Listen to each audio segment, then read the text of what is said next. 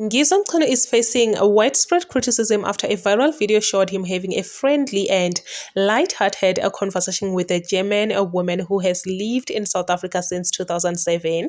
During the exchange, Ngizwe jokingly told the woman that she was no longer a German citizen but was now part of South Africa, a comment that was well received by some but sparked outrage among others. Social media users were quick to compare his warm attitude toward the European national with his often outspoken stance against undocumented immigrants from other African countries.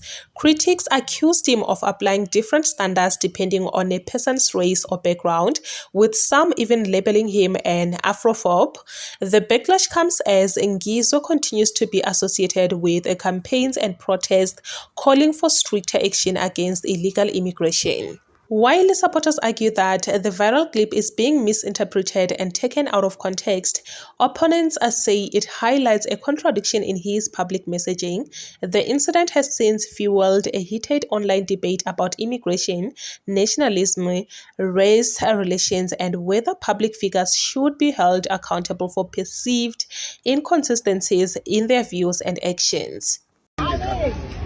Since 2007, almost 20 years. Oh, you are part of us now. You are no longer a German. But I live in Cape Town, so I'm not.